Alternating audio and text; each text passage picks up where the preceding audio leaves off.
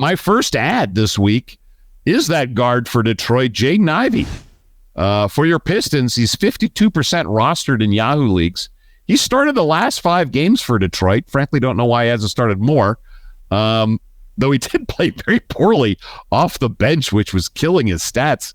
But the last 5 games as a starter, almost 19 points, almost 6.5 rebounds, and over 5 dimes, while shooting 48% from the field and hitting about 1.5 3-pointers.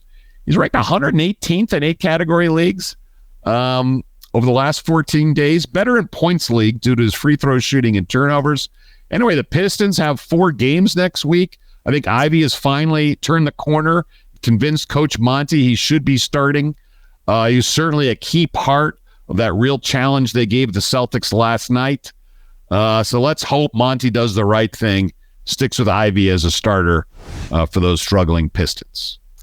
Okay, free agent pick number 2, Craig Porter of your Cleveland Cavaliers.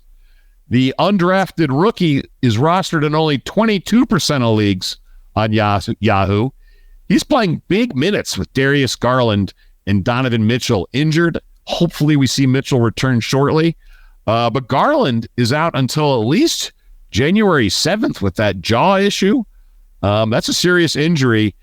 And Porter's taking advantage, getting major minutes. The 23-year-old undrafted rookie out of Wichita State has averaged the following during the last 4 games, which have all been starts for Porter.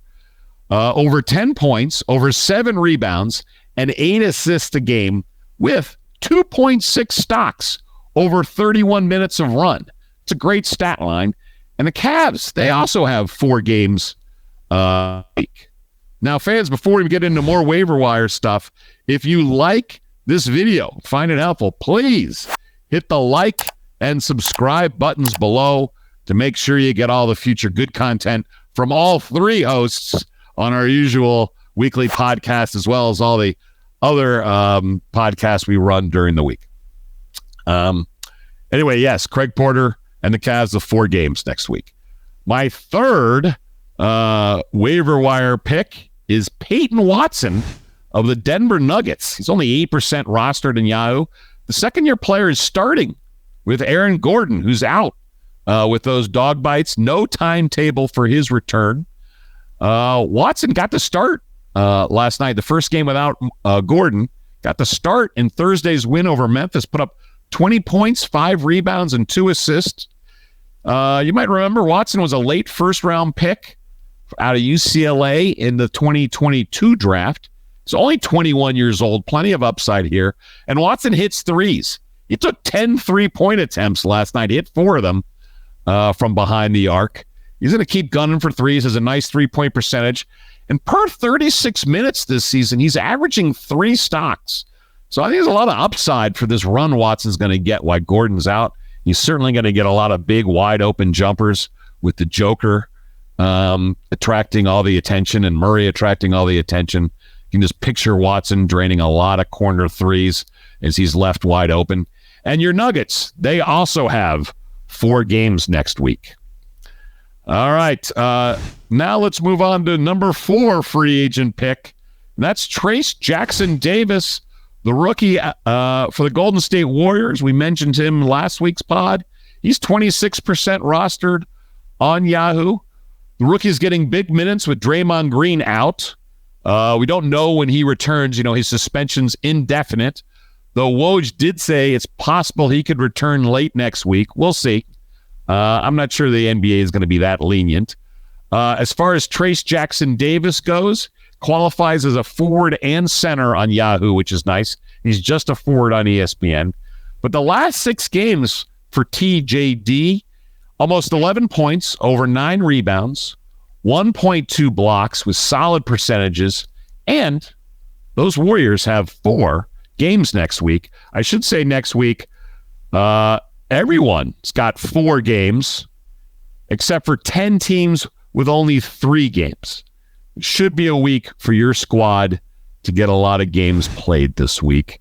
As always, you can use the scores and then upcoming games section on RotoWire for an easy way to see who's playing a lot of games. The Warriors are be playing 4. Let's cut now to my 2 long shots. So my 5th free agent pick for this week is Jalen Smith of your Indiana Pacers. He's only 14% rostered. He started the last 2 games at power forward for the Pacers. He qualifies at forward and center on both Yahoo and ESPN. The Pacers have 4 games next week. And hey, Coach Carlisle, he's still experimenting. Aaron Nesmith and Jalen Smith were the starting forwards in Thursday's win at Chicago, with Obi Toppin coming off the bench. Frankly, Toppin's been pretty soft at forward, which made it surprising that as a reserve, he grabbed 12 rebounds. I suspect he's finally heard those coaches griping about his lack of work on the boards. Aaron Nebhard also got the start for the Pacers. Remember, everyone thinks the Pacers are red hot because they had success during the in-season tournament, but they're only 16-14 with last night's win. They're very young. You may have noticed Tyrese Halliburton had 20 assists and 0 turnovers last night. Mwah. That is delicious. But look, Jalen Smith will get you threes, will get you blocks. I'd love to see him stick as a more traditional power forward in this Pacers lineup. I think the Obi Toppin experiment as a starter has hopefully ended. He was getting out hustled by Aaron Nesmith. Though Nesmith is really a small forward and even a shooting guard, he was outworking Toppin to get better minutes as a power forward, but Smith really belongs there. But we'll see. I'm sure Carlisle will keep experimenting. And then my 6th and last long shot, I'm calling it a long shot despite his high roster standing, but is Andre Drummond, the backup center for Chicago. He is managed in 58% of leagues. Chicago is only 3 games next week. Vooch is hopefully returning January 5th or 7th for the Bulls after his groin strain issue hopefully goes away. So you're kind of looking at 1 week of a 3-game production for Drummond in weekly leagues. A little more appealing in daily leagues where you can make as many transactions as you like. He had that huge 24-point, 25-rebound game on Tuesday for the Bulls, but really regressed to normal in Thursday's loss to the Pacers. Drummond saw only 21 minutes of run. He did have 16 boards, which was great. Did have a steal, but only 7 points on an ugly 3 of 9 shooting. He also shot an ugly 1 of 4 from the charity stripe. So Drummond's a nice short-term Band-Aid if you got daily transactions. But if you're running out of fab, I'd say let someone else go nuts for Drummond.